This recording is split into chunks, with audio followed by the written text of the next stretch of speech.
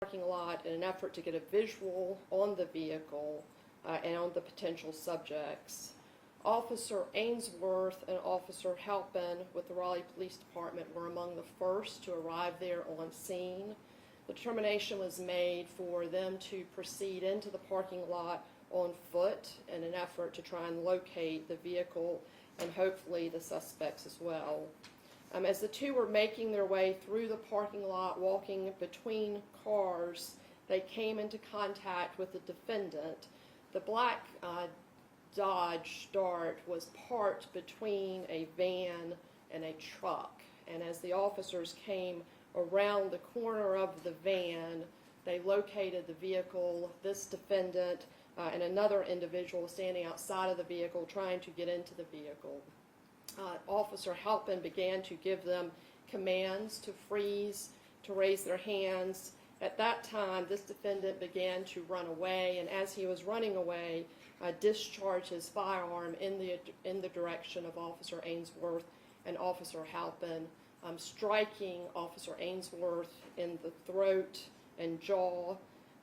Your Honor, he ultimately was apprehended after a pretty significant effort by Raleigh Police Department, multiple officers responding in a shed nearby, was taken into custody and subsequently charged. It was determined that the defendant had in his possession a Glock 45 handgun and that he fired approximately 6 times in the direction of Officer Ainsworth and Officer Halpin. Had this matter gone to trial, this is some of the evidence that would have been presented by the state. All right, Mr. Thomas, anything that you would like to say about the factual basis? Nothing on the factual basis, Your Honor. Okay. All right, if you, Mr. Kearney, would stand. Upon consideration of the record proper, evidence of factual presentation offered, answer the defendant's statements to the lawyer for the defendant and the prosecutor. The court finds there is a factual basis for entry of the plea. The defendant is satisfied with his lawyer's legal services. He is competent to stand trial. Plea is his informed choice, made freely, voluntarily, and understandingly. The defendant's plea is hereby accepted by the court and ordered recorded.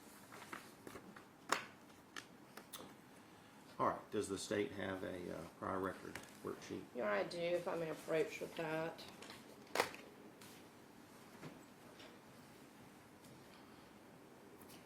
At the time that this incident occurred, the defendant was charged federally as well with a number of offenses. Prior to that, he did not have any criminal history that would have registered on a prior record worksheet. He did, however, in October of 2021, plead guilty in the Eastern District of North Carolina. You have the judgment there in front of you. To carjacking, brandishing a firearm, and possession of a stolen firearm. Looking at 18 U.S.C.S. 2119, it is the state's position that the use of the firearm in the commission of that carjacking makes this analogous to our armed robbery. It's the state's position that he is a prior record level 3. And so we would ask that you find as much. Okay.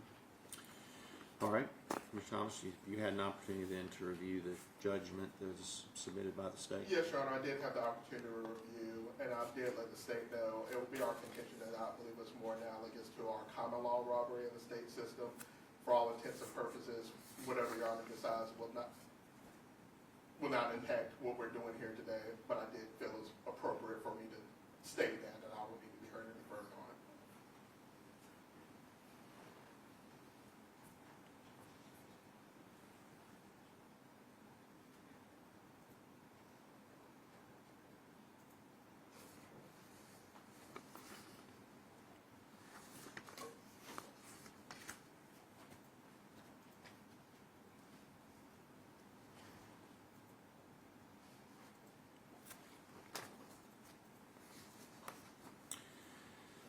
All right, this court has reviewed then the judgment in a criminal case from the United States District Court of the Eastern District of North Carolina, specifically case number 5-19-CR-382-1FL.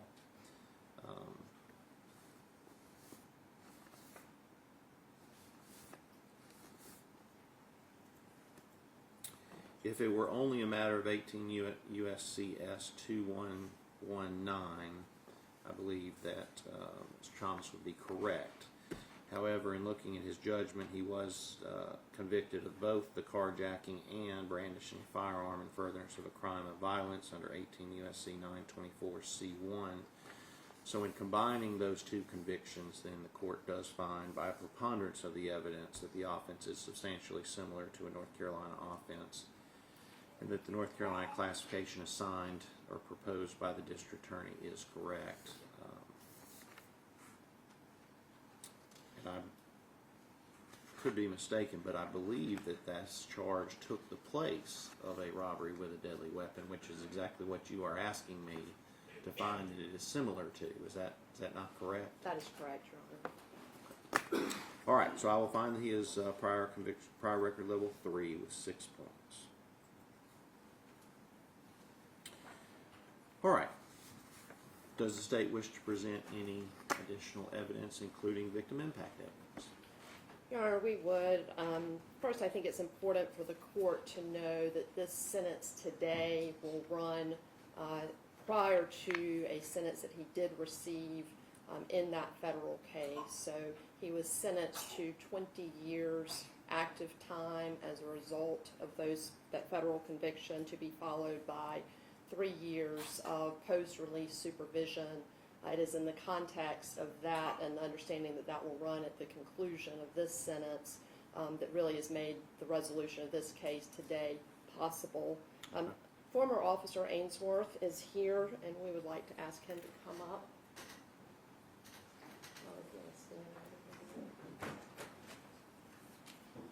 And he'll have a statement for the court. All right, the court recognizes Officer Ainsworth. Officer Ainsworth, would you please start with your name? Yes. My name is Officer Ainsworth. Do I need to be sworn in? You do not, sir. Okay. First, Mr. Kearney, I've struggled to put into words how much of a large and negative impact this had on my life. The worst part of this is all, I don't even know you. If we passed on the street, I would not even recognize you. The fact that you could do something like this to a complete and utter stranger, the fact that you would shoot someone you don't even know is just beyond me. I hope you understand how fortunate you are that I lived. When I got, I'm not a physician, but the gunshot was in my face right here, ricocheted off of my spine after going completely through my face and ended up down at the shoulder. I have no idea how I am alive. You are incredibly fortunate that you are alive. Otherwise, the sentencing would be very different, and the choices would probably either be life in prison or the death sentence. So I hope you recognize how incredibly lucky you are. I was recently reminded how a couple days after this whole thing happened, your sister got on the news and told the news, I'm hopeful that my family can find it in their heart to forgive you. I think I can probably forgive you for what you did to me. What I can't forgive, what I will not forgive, is what you did to my wife and what you did to my family. You almost left her alone in this world. I am her husband, and you almost deprived her of that. I have 2 children now, 2 children who were born after this. If you had been successful, they would never have existed. You just about killed my entire family on one night. So impactful. I don't know if you are insane. I don't know if you just didn't want to go to jail. But this act of cowardice is going to stick with me for the rest of my life. And I hope that when you're in jail, they keep you medicated enough that you know why you're in prison, and that you know that you're being punished, and that you know that you deserve this punishment. And as far as the court, I'm sure you've heard the expression, you just play with the hand that you're dealt. I feel like that's where I am, and I feel like I have done pretty well with an admittedly really crappy hand. I don't know if you know my story, but after this whole thing went down, I went to law school at Campbell University. I am now barred out of state after graduating, and I'm now a prosecutor in a different state. I would prefer not to get into that on the record. because since I am a prosecutor, I've had this discussion with victims where they want us to favor the person under the courthouse, and I'm usually in the position that Ms. Friedman was in, where explaining there's sentencing restrictions, sentencing guidelines, we have to fit within those guidelines. I've been doing the best that I can. I'm trying to put this behind me. I understand I'm not going to be able to put this completely behind me. Every time I talk, you can tell my voice is different. It will never be the same. Every time I look in the mirror, I'm going to see some scarrings. I'm trying to get as much closure as I possibly can. This has been dragging on for 6 years now. I'm hoping that we can finally reach a conclusion. And so I'm asking this court to accept the plea as negotiated. All right, thank you, Mr. Ainsworth. I appreciate that. Your Honor, on behalf of the state, certainly those of us who were here at the time of this incident, as former Officer Ainsworth has indicated, the fact that he is here today is testament of the love and support of his family, of his larger Raleigh Police Department family, many of whom are here today, the prayers of our community, the expert care that he received at Wake Med, but above all, his sheer grit, which you have seen and which we have all witnessed over the last few years as he has put his life together again, moved forward, and been very successful now serving the people of the state in which he serves, I'm proud to say, as a prosecutor, and they've just had their second daughter. Too often people take for granted what our law enforcement officers do on a daily basis. I think it's cases like this that really do bring home what we all know, which is that they literally put their life on the line every day to serve and protect our community. This has been, as Mr. Ainsworth has indicated, a long time coming for him and for this community. Mr. Kearney, on 2 separate occasions, was determined incapable to proceed both at the federal level and at the state level. In looking at that, and as I believe you will hear from Mr. Thomas, the state did believe this was the best resolution at this time of this case in an effort, really, Your Honor, to try to put this part of this behind for Mr. Ainsworth and for his family. We would ask that you accept the negotiated plea as is. All right, thank you very much, Ms. Frank. All right, Mr. Thomas, what would you like to say about your client? Yes, Your Honor. Thank you, Your Honor. I'd just like to speak briefly about how we got here in the resolution to this. As you've heard, Mr. Kearney was immediately apprehended that night. The feds moved in pretty quickly and indicted him federally as well. He was taken into federal custody. And within months of that, there was no communication between Mr. Kearney and his federal attorney. And it was clear on the federal level with him going to Butner and spending a good amount of time there that he was suffering from his first paranoid schizophrenic break. And I know how this comes across. It is not an excuse for it. And this is like not lawyer words or magic or anything like that, but it's a real thing that he was suffering from. As you've seen from the record and heard already, he didn't have a record whatsoever until his spree of what he was going through culminated in this event. Been doing this long enough that it is still a rarity to me when I have a client that has graduated from high school. Some of the benefit that we get from him his case being adopted by the feds is before they sentence anyone, they do a thorough pre-sentencing report that is conducted by the federal government. Interviewing Mr. Kearney, interviewing his friends and family, and looking at his surroundings, he had the opportunity to do well. He didn't grow up in the best situation, but he grew up in a lot better situation than a lot of my clients do. He's originally from the Baltimore, Maryland area, Northern Virginia. Was raised, I talked to his father this week, raised predominantly by his father. The connection to North Carolina is that his father would say when Cedric was 6 years old, she abandoned the family and moved to North Carolina. Cedric stayed there, and as you heard, graduated from a military institute for high school, and according to the pre-sentence report, graduated with a 2.8 GPA. again, not necessarily not harming down, but doing well for himself and doing above average and doing well beyond a lot of what I see my clients go through. When he was old enough to make his own decisions, he had decided that he was going to go down here and find his mom, and even came down here and continued to work. Was working for a roofing company, and then also doing like the gig business, doing Uber Eats and things like that. And obviously we don't have there are no records. He never sought treatment, but people say he started acting weird. And I think it's just that lack of onus on people that saw him, and lack of intervention at that point that culminated in this. I think I communicated with the state at some point. It's just completely unfortunate that Officer Ainsworth ran into him, and I echo his statements. I am glad that he survived. I don't think anybody in this courtroom would have been looking forward to any kind of capital trial if it had gone down that way, and Mr. Kearney recognizes the benefit and the grace that he has been given by accepting these plea offers and accepting his responsibility for this. But I will tell you, Your Honor, it hasn't been until this past 3 or 4 months where I've even been able to have a conversation with Cedric Kearney. And let me back up a little bit to show the mental health status of that. He was incapable to receive for over a year in our federal system. His capacity was restored, and he immediately accepted responsibility and got the sentence that D.A. Freeman has spoken about.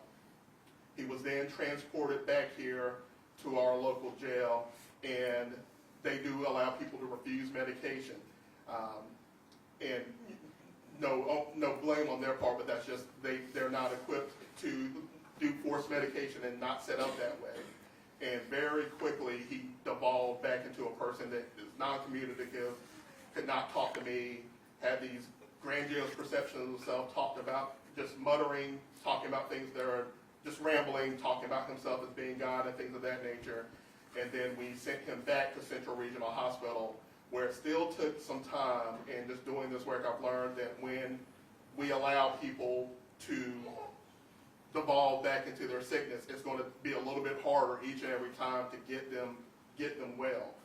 But they did some amazing work at Central Regional Hospital and got him to the point where we could have these conversations, where he's looked at the videos of what he has did, and he has said through me that he is apologetic for what he has done and is taking ownership for it.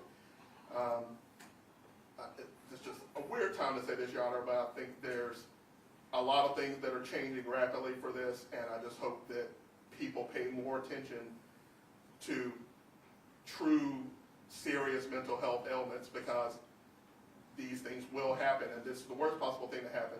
Like Officer Ainsworth mentioned, he had no reason to shoot him, didn't know him from a can of paint, and until we put more efforts into helping people on the front end, like Mr. Kearney, then the system will help them on the back end, and I think everyone would prefer us to not have these things happen as opposed to try to remedy the situation and make Mr. Kearney well after the fact. So with all that, Your Honor, I would ask that you accept the plea. Your Honor, if I can have one more.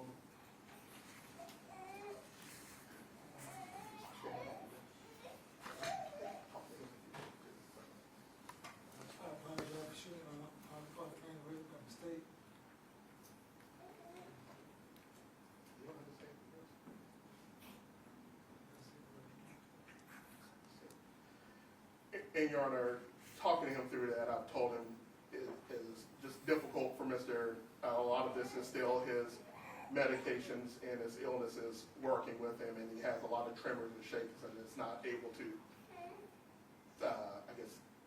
converse quickly. But he has said to me multiple times that he is sorry for what happened. He is thankful for this plea, and I told him the biggest thing that he can do at this point is just make sure that on his own, he medicates himself, because he will be released at some point, and he's just got to make sure that he's better for everyone involved, because he was on a path where he could have been a productive citizen and has destroyed many people's lives at this point.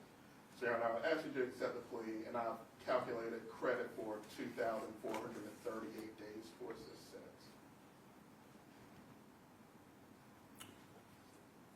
All right, the state has agreed to mitigated range, what mitigating factors would you ask that Yes, the sir. court find? Yes, Your Honor. I would ask that you consider mental health illness not rising to the level of a defense, and also it may be appropriate for acceptance of responsibility. I know it has been a long time since 2019, but we're accepting this as the earliest possible availability for once Mr. Kearney was capable of entering a plea at the state level.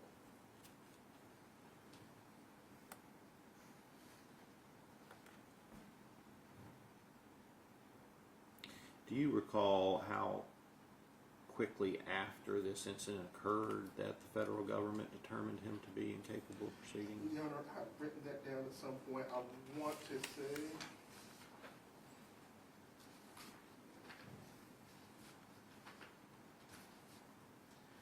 the first report I have here is 3/11/21, but as early as the spring of 2019 is where they reflected that he was incoherent and just rambling and not having communication with anyone. All right, I'm sorry, what date did you say, as early as the spring of 19? The spring of 2019.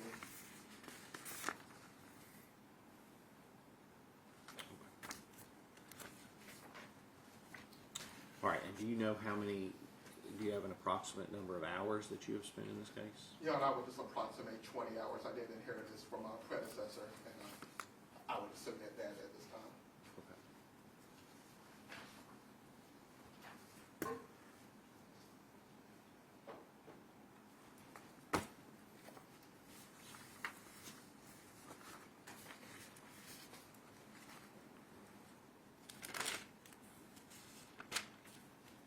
Your Honor, just to more fully answer your other question, the Wake County Jail had reported his status of suffering at that time, and that was reflected in those initial federal reports. Right.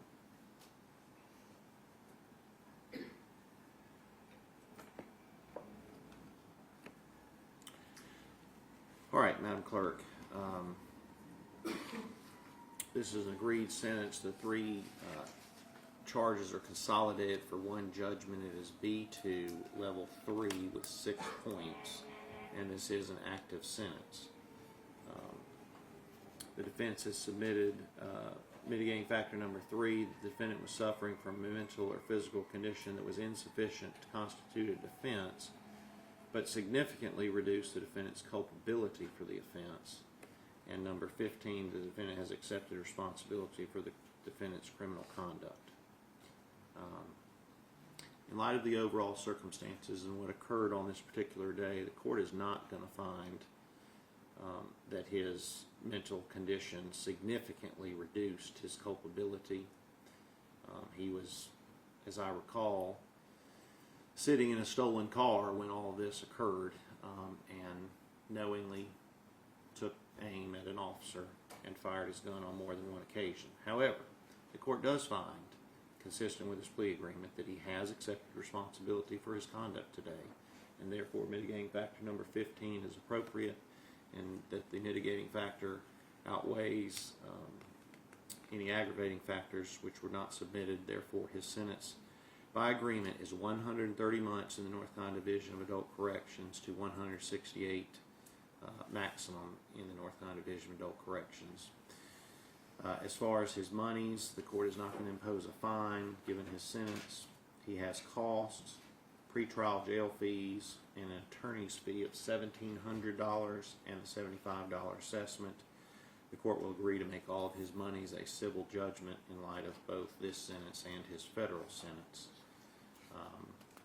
The court will recommend that he get continued mental health treatment while he is in the North Carolina Department of Adult Corrections, as well as any additional educational and vocational training that may be available to Mr. Kearney. All right, is there anything further then that needs to be addressed by the state? Not in this matter, Your Honor. All right, anything further by the defense? No, sir. Thank you, sir. All right. The court is certainly sensitive to the courage and fortitude that it takes to be an officer throughout North Carolina. I appreciate all of you who have appeared today on behalf of Officer Ainsworth.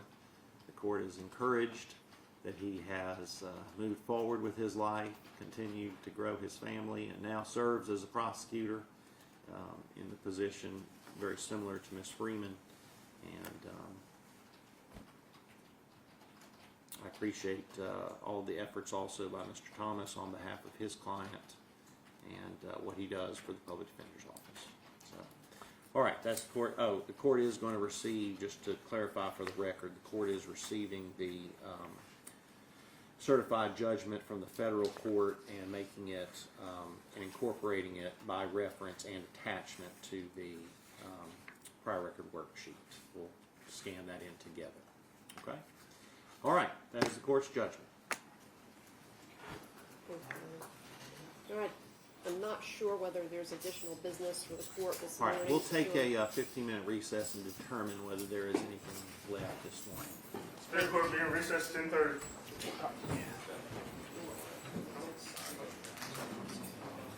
Yeah. All right, we'll take, may I approach? Yes. Take order.